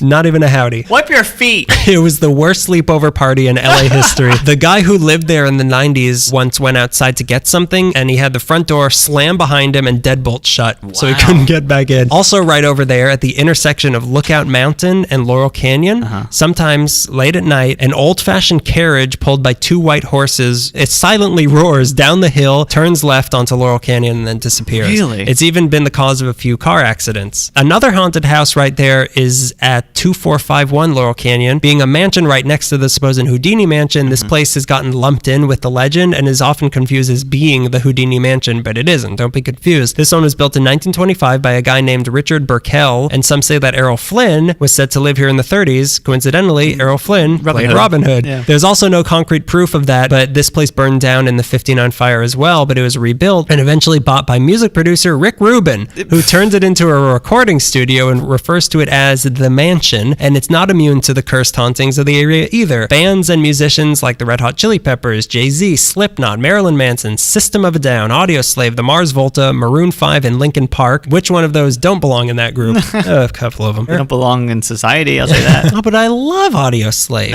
I would like Rage Against the Machine without all the political emotion that carried it. I like that. We're talking about System of a Down. So they all recorded there, and they all had their own strange experiences in this house. The rumors go that this house used to be used to give illegal abortions, and that a bunch of kids died of drugs and other means here at punk parties in the 70s and 80s. At one time, they also found a guy dressed in a tuxedo hanging inside one of the rooms. What? Apparently, his girlfriend had denied his marriage proposal. It happens. The System of a Down guy said that at 4 a.m. every day, his amp tubes would start acting weird at the same time every day. The guy from Mars Volta refused to go into the bell tower. Slipknot lived there while they were recording and said that they would literally get pushed around by things, like physically pushed. Doors would open up at the same time every night in the middle of the night. The thermostat would go up. The band would meet up every morning and swap stories of what weird things happened to them the night before. Really? The drummer said he was in the basement doing his laundry when he felt something pass through him. Kidney stones. He never went down there again, and to this day, he still hasn't done his laundry. In 1991... In 1991, the Red Hot Chili Peppers recorded their album Blood Sugar, Magic, Sex, Sugar. Can I borrow a lump of sex? While they were recording, they all lived there, except the drummer, who refused because he was convinced that the place was haunted. One picture they took for the album there, they say has a ghost in it in the form of an orb floating around Anthony Kiedis' head. Really? In reality, it was just his ego. But cha-cha-cha-cha-cha. Cha-cha-da-cha-cha-chinga-da-cha. Go on. John Frusciante would masturbate in front of the ghosts. Go back. Scariest of all in this general area was that Frank Zappa had a cabin right over there also. I heard about that. In 1968, the city ordered the ruins of the Houdini Mansion razed because they had become an eyesore, but they had been around for so long that people tried to get them preserved as a landmark. That movement failed. In 1989, Pearson finally put the place up for sale for $2.5 million, listing it as the Harry Houdini estate, but a Houdini historian named Manny Weltman threatened to sue them for making a false claim because there was no proof, so they decided to advertise it. It's just known as the Harry Houdini estate. Yeah. It was sold to a guy named Mark Jacobs, not that one, but then it went back up for sale in 1999 and was sold to a magic lover and antiques dealer named Patrick Williams, that one, for $1 million, $777,777.77. That's ridiculous. Then it was sold again in 2006 to a guy named Jose Luis Nazar, who turned it into a 5-acre property worth $6 million. As of 2015, the 2-story mansion is available to be stayed in. The top floor costs $16,500 a month. The bottom goes for $7,500, or you could just spend the night there for over $1,000, or you could have your wedding there, then make your sex life disappear. Get out of that ball and chain. I should start a column. That tunnel under Laurel Canyon, which does exist, is still there, but it's sealed off. But the hill that the old guest house was on has mostly been leveled when they expanded Laurel Canyon. And that's the Houdini Mansion. Do you think that we can go on that old antique elevator and it not work because it was made in 1901 or whatever? And it it's works. Impossible. Jeez Louise. Don't you believe in magic? In a young person's heart? Any gender, because genders don't exist anymore. And good riddance to them. I'm tired of pink only being for girls. I'm sick of having to pull up a toilet seat. I want to do duty in the shower. Something completely unrelated. I want to do duty in a Target. I want no one to stop me. Girls can do it. I see them do it all the time. I want it to be okay for me to not wear diapers when I'm in a diarrhea pit. On Benedict Canyon Drive in 1959. Right into it. Right after Diarrhea Pit. Speaking of Diarrhea Pit. On Benedict Canyon Drive in 1959, Superman killed himself. No. Took a kryptonite capsule. More accurately, the actor who played the Man from Krypton in the 1950s TV show titled The Adventures of Superman, an actor named George Reeves, committed suicide. But to all the young fans of the show who adored the character, the death of the actor seemed like the same thing. It was quite a blow. Which I never really thought about before, but like being a kid in like the 50s. How do you explain that? Yeah. But I thought he could dodge bullets. Not one. He could dodge bullets from other people. George Reeves was born George Kiefer Brewer in Iowa in 1914. His parents were Helen Lasher and a druggist named Don Brewer. His parents divorced shortly after his birth, and his mother took George out of Iowa into Kentucky for a short period before landing in Pasadena, California, where his aunt lived. There she met that little old lady from Pasadena. It's Superman's mom. That little old lady from Krypton. There she met a vineyard owner named Frank Bessel, and she remarried, and he adopted a 3-year-old George. Bessel was a salesman for Bohemian Distributing and Alley Brewing, and in around 1939 apparently owned the North End Liquor Store in Manhattan Beach. Frank was a good father figure to George, taking on responsibilities of being the biological father, even though he was not. But George didn't know that. Around 1932... Just like Superman. Around 1932, Frank and Helen's marriage fell apart, and he moved on. Their separation occurred while George Bessel, which he took his adopted father's name. They hired the right guy to play Superman. Exactly. Their separation occurred while George was away with relatives. His mother would later tell George at the age of 18 that Frank had shot himself. I have no idea why she would tell him that. I've read different things about his mother, and... Well, he can vote now. I've read different things about his mother, and some people have just claimed that she found it convenient to eliminate like both her husbands to save her social standing and to draw her son closer to her. Like, she was very over-possessive of him. He, of course, was devastated. Around this time, he graduates from high school and enrolls at Pasadena Junior College. George was hoping to become a physician, but his low grades kept him from moving forward in that direction. He also considered becoming a boxer professionally because he had the build of a fighter. He was like 6'2". He was like a stocky he had a guy. weird old strongman body. Yeah, old strongman body, which it's not fat, it's not muscular. Not like it's not like The Rock, but it's not like Stan Laurel, He's Oliver not, Hardy, whichever's the fat one. He's not like Fred Mertz. I was gonna say Fred Mertz, but I didn't want to say that because I was then gonna reference him being in I Love Lucy. Yeah, but. Let's talk about butts. His mother talked him out of doing boxing professionally, although he kept it up as a hobby. Mother knows best. George then became involved in... Just ask Harry Houdini. George then became involved in music and acting, joining an a cappella choir, playing guitar, performing in school plays. In 1935, when he was 21, he joined one of America's most prestigious theaters, the Pasadena Community Playhouse, which is, I didn't know it was that big, but it's world-renowned, apparently. And he started appearing in productions very quickly. Over the next 4 years, he appeared in like a dozen Playhouse productions. All this stage time got him noticed by a talent agent, and this led to one of the biggest roles in his life, 1939's Gone with the Wind. He plays one of the Goonie Tarleton twins that Scarlett fancies. He did? Yeah, he's one of those red-haired goons. I've never seen it before, but I've seen parts of it, and I had to see it. I've seen George Reeves' face enough times to be able to hate George Reeves, and I saw him with the red hair. I'm like, that's not anyone I know. I don't know him. Superman was a Confederate. Doesn't it make sense a little bit, though? He gets a contract with Warner Brothers and changes his name to George Reeves. Reeves, I have no idea why. He also, around this time, gets hitched to a fellow actor from the Playhouse named Eleanora Needles. Things are starting to look up, sort of. He landed several follow-up roles. Look up in the sky. It's a career. It's TV. It's depression. It's lifelong depression. Oh. Dun, dun, dun, dun, dun, dun, dun, dun. He landed several follow-up roles, but nothing was really putting George Reeves in anyone's mouth, you know? His best role, according to many, was in the 1943 film. Don't make a joke like that after the John Holmes and all this. All this Too much Christian orgies.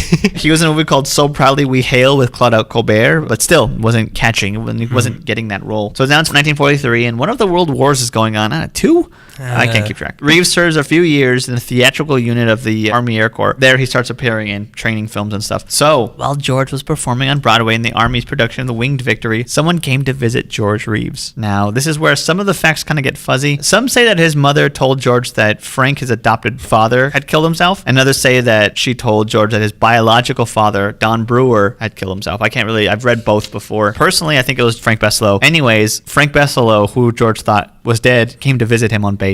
And George, who thought he was dead, was like, what are you doing here? And also at the same time... Classic stage acting. At the same time, he learned that Bessel wasn't his biological father. Wow. Same day. Either his original father came... Which would shock you more? That I'm here? But also, you shouldn't care that I'm here because I'm not your biological father. That or his biological father came and in finding out that, oh, you're not dead, but also that guy that was my real father is not my real father. One of those two things happened, but I think that the Frank guy showed up. Needless to say, he was psychologically rocked. After this, Reeves didn't speak much to his mother throughout much of the 40s, and at the end of that decade, 1949... Silent era. Here's my impression of him talking to his mom. Bye-bye, mother. At the end of the decade, 1949, he and his wife Eleonora get a divorce. She left him for another man, a show business attorney named Edward Rose. His career also at that point starts to slowly dwindle down thanks to his time away at the military. All this advanced stuff in movies means that he's not advancing with it. He then turned to the most degrading form of entertainment, television. No. Television. What, Big with Bang Ralph Theory. Cramden and the rest, and Beaver Cleaver. Beaver Cleaver. Well, he's on Petticoat Junction. In 1951, he was cast in a pilot at some kiddie program called Superman and the Mole Men, based on the first superhero comic, which was a sensation. The pilot got pulled, and 26 segments were shot that year for 1952 for the TV show The Adventures of Superman, which, like the comic books, were an enormous hit. Every kids and adults loved Superman. It was Superman. Isn't that so weird that these button-up middle-aged men in the 50s were enjoying these not cartoons but kids shows just as much as kids, yeah, as their dumb little kids were? It's funny to me that they were pulling those EC horror comics away from children, but soldiers in World War II were we need more of those comics. Their days were shooting Nazis, and they're like, oh, you know what we need is a comic with a bunch of corpses in it. We'd really like that. Something we can relate to. So on the show, Reeves showed off his ability to play the strong, heroic type in Kal-El, aka Superman, and also the mousy square type with Clark Kent. Unfortunately, either role two extremes of a man. Either role he played made the actor miserable. He was dissatisfied with his career and felt uncomfortable making a living in what he called a union suit. And truly, as great as the role was, and to this day... Is he talking about Superman's uniform? Yeah, he's talking about... It's not a uniform. That teamster... It's a uniform. It's not a uniform. His little... cosplay. Wardrobe. Yeah. What is this? You dressed up in little tights. America's greatest teamster. Yep. And as truly great as his role was, to this day, that's how we remember George Reeves. He couldn't really, obviously, move past it. He was typecast very quickly as the Man of Krypton. It certainly did not help that he made several personal appearances in character to children's hospitals, to TV events, on an episode of I Love Lucy. To Little Ricky's birthday party. Yeah, not as George Reeves. He came as Superman. Yeah. He was always Superman. Come 1953, George Reeves lands a part in the classic film From Here to Eternity. It's the movie where Deborah... Yeah. But you don't see him as much because... He plays one of the kamikaze pilots. Or not the kamikaze pilots, or one of the planes. He plays a plane. The studio had to cut several scenes out of George Reeves, apparently because during test screenings, the audience was laughing, shouting, "There's Superman!" Like I just did. Yeah, exactly. That sounds like an American audience, all right. Yeah, so they cut some scenes out because people couldn't handle seeing the actor who played. It happens to this day, really. Yeah. So at this point, he is completely distraught. In the 50s, he begins an on-again, off-again relationship with a married woman who is 10 years older named Toni Mannix. Her husband, unfortunately, is a man named Edgar Eddie Mannix, who is officially an MGM studio executive. And at some point, I can't really figure out when, he was the vice president of Lowell's Theater Incorporated. Unfortunately, Mannix was referred to as the Bulldog and was the right-hand man to Louis B. Mayer of MGM. More importantly, Eddie Mannix was a studio fixer. Boy. More on that later. Those existed? Yeah. It's 1959. Him and that woman he's having an affair with were not together, although he is currently living in a... Did he like opera? He was a fan of it. He was currently living in a home on Benedict Canyon that she had bought for him. 1579 Benedict Canyon Drive, a small, modest home, which is close to Clearview Drive, to give context. At the time, Reeves was engaged to yet another actress and socialite party girl, Lenore Lemon. The two were scheduled to get married on June 19th in Mexico. That didn't happen. Come the night of June 16th, 1959. Reeves and Lemon were in, and there was a house guest over named Robert Condon who was working on a story about Reeves. Condon was staying in one of the 3 bedrooms downstairs. Reeves excused himself around midnight and went upstairs to his bedroom, leaving Lemon downstairs with Condon. Around 1 a.m, another couple, William Bliss and Carol Van Ronkel, dropped in for drinks. Lemon and Reeves, both being alcoholics, this was usual, but on this night, their late night irritated Reeves, who came downstairs in a bathrobe, and he shouted that he was in no mood for company and ordered them to leave. Bliss would tell the police later that Reeves was drunk, and the two of them got into this argument, which quickly they squashed the beef. Around 1:30, though, Reeves once again excused himself to go to bed, and Robert Condon, the house guest, says that Reeves seemed despondent, not suicidal necessarily, just bummed. Cosmically bummed. Lemon later told police that as Reeves went upstairs... Supremely sad. Lemon later told police that Reeves went upstairs, and Lemon casually said to Bliss, "In a moment you will hear a gun." Ha ha, right? Oh, funny. Guess what? At that point... You do great Foley work. They heard a drawer open up from upstairs, and then Lemon, again, on this great sense of humor streak she was on, said, "And now you'll hear a shot." She, of course, was just playing around, trying to downplay this theatrics and up the mood. Reeves would frequently get drunk and play Russian roulette with himself, which is not how you play Russian roulette.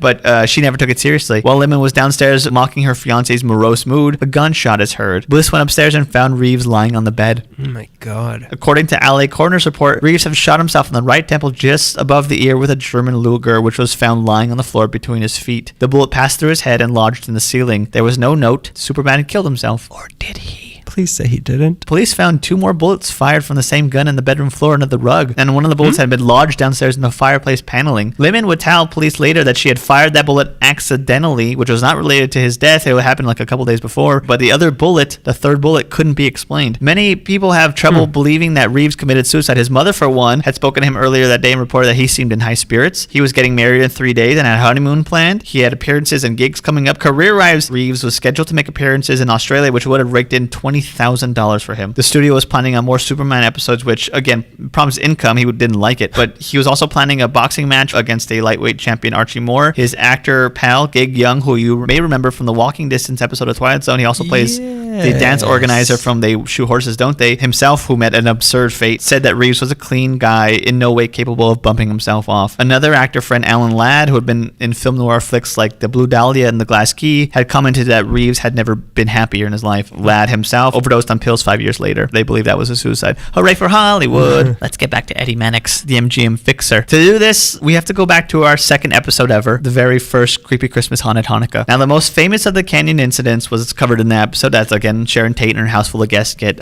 visited by the Manson goons. They get on bumped Cielo Drive. off, Bumped as off. some in Hollywood would put it. Off of Benedict Canyon. She had a premonition of her death as well as her close friend Jay Sebring when the two of them lived off of Benedict Canyon on Eden Drive, the former home of Jean Harlow and her husband Paul Byrne. There in that home, Tate saw the ghost of Paul Byrne, or who she thought was Paul Byrne. Ghost, because Paul Byrne killed himself in that house. Or did he? Please say he did. There was a lot of speculation over whether his death was a suicide or a murder. The butler who found him called MGM studio execs before he reported it to the police, and they had a few hours with the scene before the cops came. Apparently, and of course unsourced, Louis B. Mayer brought in the fixer, Eddie Mannix, to stage the scene to look like it was a suicide after another celebrity, possibly Jean Harlow or his first wife, had murdered him. That was in 1932.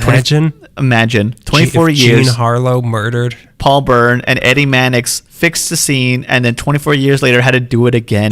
Some of Mannix's other duties include, which I have to read a book on this guy. I know that A Very Fantastic Podcast, you must remember this, did an episode on him, and I have to listen to that. Not officially endorsed by this podcast. He fixed a hit-and-run vehicular manslaughter committed by Clark Gable and had John Huston, director of the Maltese Falcon, take the blame. Huston was never charged due to a lack of evidence. Also, again, speculation, Gable sexually assaulted actress Loretta Young. What? Yeah, and when she became pregnant, he fixed it so she would adopt her own daughter instead of taking on the scandal. This was God, frankly, he does not give a damn.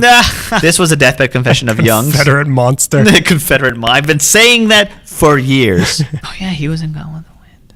I didn't make that connection. Was. Wow. He scraped up every copy of a porno film that was apparently starring Joan Crawford and destroyed them. That's just a few to name his job. Do the police, do the LAPD have rights to that? I want to see the subject of Mommy's Dearest. Get it on. Open up the Disney vault. When it comes to the night of Reeves' death, there's a rumor that Mannix ordered a hit on Reeves when he found out his wife was not only having an affair with him, but she had bought him a house. Other reports speculate that Toni Mannix, Eddie's wife, killed Reeves when she found out that he was going to get married to a much younger woman, so she came and killed Reeves. What if both of them they reconciled their relationship? Let's both kill there. Sometimes before his death, he reported that he was receiving something like 20 threatening phone calls from what he imagined was someone hired by Toni Mannix. Also strange is that Mannix herself had received the same type of phone calls, but you can't really believe that if she's the one behind it. There had also been 3 instances when someone was trying to run George Reeves off the road, almost killing him. Apparently at one point cutting his brakes from his car. He was looking at Tony the entire time like, I'm pretty sure you're doing this. A friend of Toni Mannix named Edward Losey, a Beverly Hills publicist, had commented that as her health was declining, she admitted to a priest that she and her husband both conspired to kill George Reeves, and they had thugs come in and kill Reeves. The obvious question, though, is how? How would this whacking or a hit take place in a house full of people? Other than Reeves, there were 3 other witnesses. You can't pay them off, and a secret can't last along between 3 people for that long, so it's kind of a weird thing. His almost widow, Lenore Lemon, spent the rest of her days in New York in a drunken stupor, and as one article put it, drank herself into alcoholic dementia. God. Tony Mannix for years kept his shaving utensils and lotions and even built an altar in her house dedicated to him with a crucifix and candles and a picture of Reeves. But did she need to go that far to remember him when she could just hang around that place where he died and wait? Oh, no. The people who lived in the Benedict Canyon house later were entertaining guests one evening when they began to hear noises coming from the upstairs bedroom, previously George Reeves' room. Dun dun dun dun dun dun dun dun dun dun dun dun. What's that noise? Dun dun dun dun dun dun dun. You won't believe some of the stuff they heard. No. Including the Superman theme song. Shut up. They heard it. No. There are claims that people heard. But the Superman... Not that song. Okay, but the one from the show, which is not that far off, really. I heard like a weird version at work today because I couldn't raise the volume. I went into a telephone booth and I listened to it. Really? That is so weird. One night, the people who lived in the house after were entertaining guests, and they went to the room, and the room that was nice and tidy before was now a mess. It looked like it had been ransacked. When they returned downstairs, all the drinks they had been sipping on in the living room on the coffee table were now in the kitchen. He likes to keep a He clean likes to keep house. it clean. That's why he got mad in the first place. Their German Shepherd was constantly barking threateningly, then cowering. One night, the dog was going crazy, and they opened up the door he was barking at, and the bed had moved from across the room. Not in front of them, but the bed was just in another spot. No, it didn't like Pee-wee's Playhouse. Betty! Some nights they were awakened by the sound of a gunshot in their home with no smoking gun. Wow. They also smelled gunshot, like gunpowder or whatever. Scent of a gun. Vanilla. Scent of a gun. Scent of a gun. The incident that caused one couple to move out was one summer evening at the witching hour, 3 a.m. They saw the ghost of George Reeves dressed as Superman appear in the living room, and they were out of there. I would say that's cool, but no. It's kind of not. Not at 3 a.m. No. What? Can this wait until morning? The investigation into Reeves' death has been depicted in the film Hollywoodland, which I hear is not very good, and the adventures of Eddie Mannix inspired Hail Caesar from the Coen brothers. Really? Yeah. The ghost of George Reeves has inspired people to look for other homes. I don't like that. Yeah. That got me scared. That's pretty freaky. I'm more freaked out by Eddie Mannix. It's his job as a fixer. He's still out there. Who knows what he's doing? He knows what he's fixing. Pipes. He looked like Mario. It's a me, Eddie. Here's our last story of the night. We're backing away from ghosts. If that's not your thing, if you don't believe in ghosts, I hope you believe in aliens. Oh, no. You know I do. Ghost aliens. Time for my final tale, which I'll call Topanga, I Hardly UFO Ya. I'm going to chatter my teeth the entire time. Topanga Canyon, the valley's back way to Malibu. Scenic by day, creepy by night. Strange things have always happened in this woodsy, secluded part of town, but one of the most common reported things have been alien encounters. Oh boy, oh golly. Sightings were reported as early as the 1940s, not long after the infamous Battle of LA. Listen to the podcast that time forgot. Sugar. You'll never forget it. A lot of this is just kind of like a laundry list of there's no just different encounters people have had. Is it spooky if there are aliens? If you see like an alien thing, is it spooky? Is spooky related to ghosts? I'll explain to you some of the feelings people had. And we'll talk if they're spooky or Joyfulness, glee, confusion, bewilderment. So the earliest actual story I have is from March 22nd, 1953. Two women were living together. Strange. The canyons are an odd place. Anything goes away from the prying eyes of your pastor. So two women were living together in a cabin in the canyon, and one night they were woken up by a bright light outside, and the next thing they knew, it was 2 hours later. What just happened? They were freaked out and they ran out of the cabin. Not a good move. No. It said that's where the light was coming from. It said don't go into the light, Carol Ann. Speaking to is it spooky or not, it said that if you're in a UFO type situation and you get a feeling of being watched or threatened, or if you see a UFO in one place and then all of a sudden it's in another place and you're left with just this sense of fear, that's a sign that you may have been abducted and there's a missing gap of time in your memory. So it's just sort of a kind of dread almost. Yeah. So these two women that this happened to, they went into hypnotherapy to try to make sense of what had happened. One didn't remember anything, but for the rest of her life, she would be bothered with this feeling of being watched by something that wanted her to follow it somewhere, like she couldn't place it. But the other lady in therapy recalled a memory from that missing gap of time of thin human-like figures dressed in black coming through their locked windows and taking them to a Saturn-shaped vessel outside and then returning them to their home on a beam of light. So that's what happened. Jeez. 3 years later, the second lady who didn't remember anything was with another woman and that woman's baby, and they were driving home in the canyon, but it was late and they were tired, so they pulled over to sleep for a little bit and to let the traffic die down. But a little bit later, they were woken up and their car was surrounded by a bright light and they were completely paralyzed. Jeez. And eventually the paralysis lifted and the friend with the baby went into regression therapy to try to cope with this and recalled a memory of two tall, thin beings dressed in black coming out of a bright object circling their car and being very interested in her baby before a third thing from the ship called to them and they left, and then the paralysis was lifted. So around the same time, there was another female couple who had a similar situation of being surrounded by a bright light, paralyzed, and under hypnosis therapy. One of them recalled she was taken into a room and examined by beings who wanted her to go with them somewhere, but she resisted them and she was returned home. So it's possible that the people in all these stories, and another one I have coming up, might have just been suffering from sleep paralysis, but all these people had sleep paralysis. In the same area? Yeah. I mean, what is it? Some sort of a government conspiracy? You can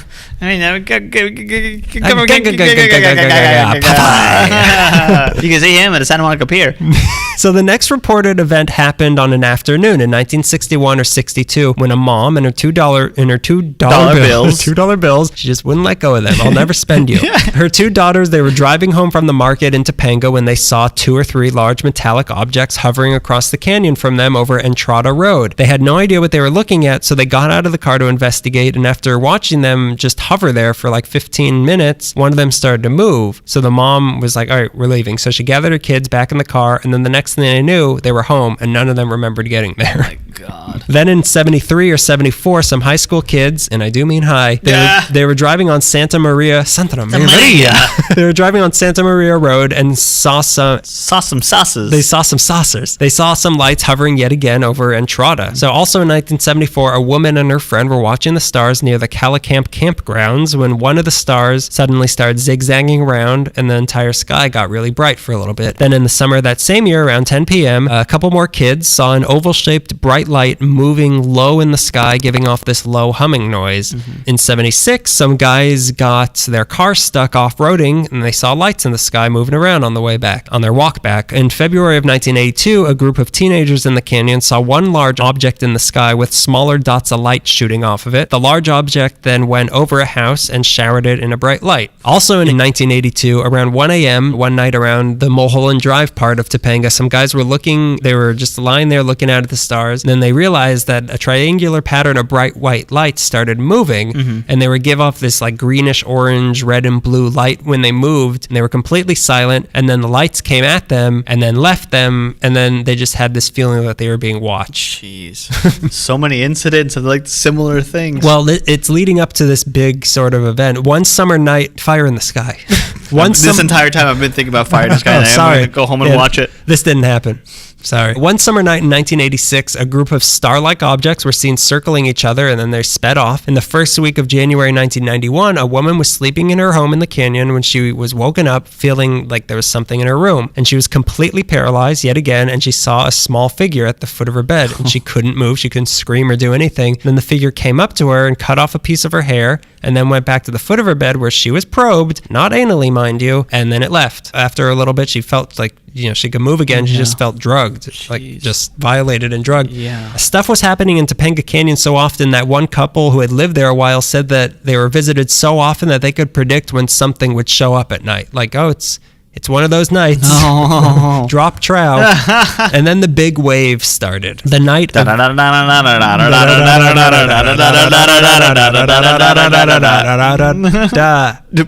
Nanu. Kawan Nanu. The night of June 14th, 1992. It was a lunar eclipse that night. Or was it? Around 8 p.m., 2 cars left the Gladstone's restaurant in Malibu and they started going up Topanga on their way home. Not long after, a call came in to the local sheriff's station. A guy said he was driving up Topanga with his girlfriend from the restaurant at the area where the canyon gets deep when a bright light showed up above his car and it started giving off a humming noise. And then he felt his car got lifted off the ground. And then the next thing he remembered, his car was back on the ground and the light was gone. And the officer said, hey, that's weird, but I don't know what can I do? I can't help you there. What's time to them? Then the driver of the second car that left that restaurant called in not long after this and said that he was driving up the canyon where it gets deep, just past the Sassafras Nursery, and was followed by 3 bright objects in the sky. So he got out of his car to look at them, but they flew away. The officer thought maybe there's something in the food that night in the restaurant. Yeah. Then a third call came in from a college professor who lived in the canyon, saying he was woken up in his home just a mile north of the Sassafras Nursery by a bright light shining from above, giving off a humming noise. Then about an hour later, a fourth call came in. Someone was driving south in the canyon and it had been chased by bright flying lights. Oh my God. And these were just the phone calls that the sheriff got. That same night, there were reports by other people all over the canyon. One guy was driving and saw about 3,000 feet up a huge bar of light that was launching off smaller discs of light. Others reported seeing this large bar as well. One person saw a bright yellow-white light zooming south to north. Lights and objects were seen over Henry Ridge. In all, on that first night, 13 people claimed that they saw something in the sky, all with the common theme that they're bright lights.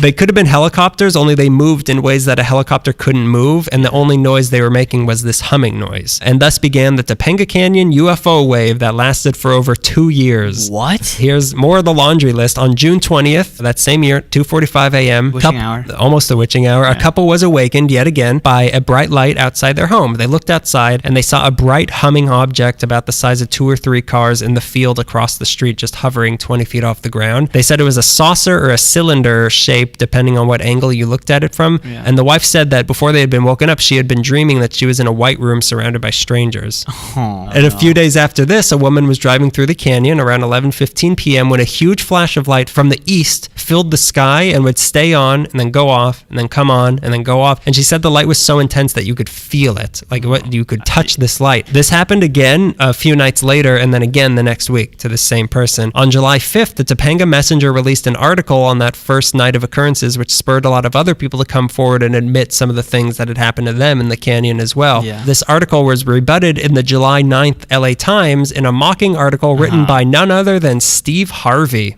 Yep. The comedian talk show? Apparently Not talk he used show. to have a Game column. show. He used to have a column in the Really? LA Times. Steve Harvey was then rebutted by a mocking article written by the rest of the world. But Steve Harvey's skepticism or not, the aliens were not stopping. On July 14th... If Steve Harvey can't stop you, then I don't know what's going on. Hey, try the sheriff maybe. On July 14th, the couple who saw the object in the field across from their house were with some friends and they saw colorful moving lights in the sky, and then they were visited again that night at their house. And Topanga was the hub, but other things were happening around the city as well. There were a lot of similar sightings in Malibu and other parts of the Santa Monica Mountains. On July 15th of that year, a UFO was spotted over NBC in Burbank, and on August 5th, an airplane taken off from LAX almost crashed into one. Wow, really? Back in Topanga on August 16th, 2 guys were driving on the PCH in Malibu. They saw 5 or 6 diamond-shaped objects flying over the canyon, but these were not lit up. Then on September 22nd, an even stranger thing happened. Around midnight, this is really freaky. Around midnight, a guy was driving north, about a mile south of Old Topanga Canyon Road, when he was coming up on a spot of the road where there had been this fatal car accident several years earlier. And as he came up to the spot, he started getting this overwhelming sense of deja vu of the accident, even though he wasn't there and he didn't know anybody that was a part of it. And then this fireball flew down from the sky and landed on the spot of the accident, and then he saw the wrecked vehicles and the bodies of the 2 people killed. What? Yeah, really weird. On March 7th, 1993, a woman was in her home in Topanga with her baby, who was born just a few days before, when a bright star-shaped reddish bluish object showed up on the horizon. The woman watched it and she couldn't shake the feeling that it was interested in her baby. And then this light continued to appear there for the next 3 nights in a row, just watching her. In May, about a dozen oval-shaped objects were seen moving through the sky one night. The military seemed to have taken an interest in what was going on, because one night in September of 1993, a guy said he saw cars zooming dangerously fast down the road, and then there were 3 military helicopters hovering over a part of the canyon where there had been several sightings in the past. And then that same night, he also saw this bright silver saucer-shaped object kind of moving away lower in the canyon from that area.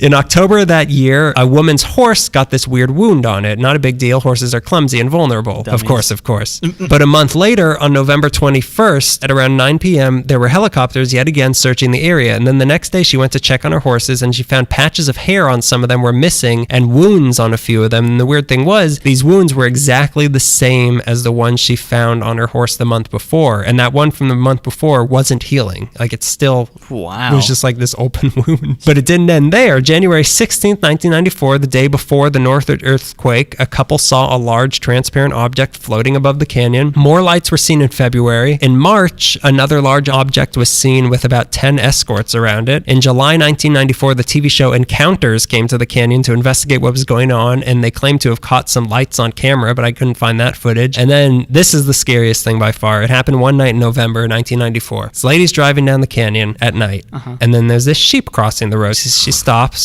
let it pass. I'm not going to run down a sheep. The more she looked at it, she started to notice that its head was a little too round and low on its body, and its hair kind of looked like how a dirty sheep would look. Yeah. But as she described it, it looked more like densely packed fog, and the way it moved wasn't right. It was going like it was on a spring, and then it looked at her, and it had brown lips and no eyeballs, and you could see straight through its head, just two open holes in its head. And then it just shuffled off the road, and she sped home. And then a few months later, she had an encounter with this same thing in the same exact spot. This weird creature walking across the road with lips and no eyes. Yeah, that really, I did not like reading that. Yeah. So this was the wave of Topanga encounters between 1992 and 94. People still see things there to this day, but not nearly as often. The aliens seem to have developed a taste for pizza dipped in ranch dressing and moved south to Orange County. They want to be near all the packed suns. They love suns. They heard that the sun is down south. The question is, why did they choose Topanga Canyon in the first place? The most not ridiculous of these reasons is because it's a huge rural area next to a major city that any visiting aliens could use as a base to hide in while they were observing the city. Yeah, that makes sense. This all makes sense. Yeah, total sense. Places like that tend to have a lot of reported sightings, like the Hudson Valley, which is just north of New York City. They've had a lot of alien reports also. Some people you might meet at the local library believe that the area off the coast by Topanga Canyon is the location of an Atlantis-type civilization that was swallowed by the ocean many years ago, called Lemuria, or Mu.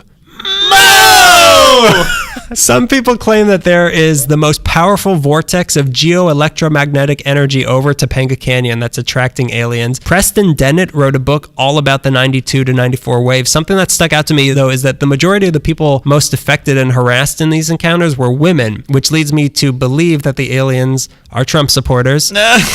They're also from Mars. I once heard that Danny Elfman wrote the theme song to The Simpsons on his way home, and he used to live in Topanga Canyon, so The Simpsons theme song is alien music.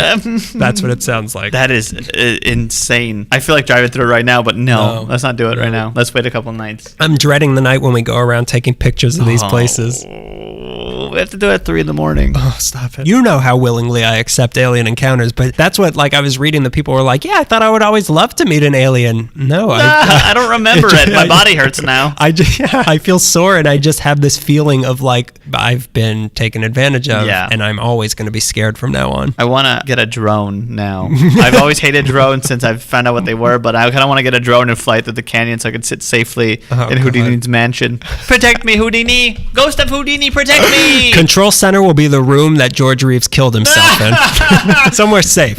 Somewhere safe, like Wonderland Avenue. That's terrifying. That scared the bejesus out of me. Yeah, I'm not looking forward to walking to our car after. No. We need an escort. We need a police escort. Not Paul Ferguson. We need a real escort. The canyons, weird places, weird things, weird scary. Places. Yeah. I don't like them. Because Topanga Canyon, have you driven through Topanga Canyon at night? Yeah, it's really scary. One time it was getting dark and I kind of went, not off-road, but I'm like, oh, what's this? There was another street that said canyon. I'm like, I wonder if it's another canyon. And it just Dead Boy Canyon. Lost Boy Canyon.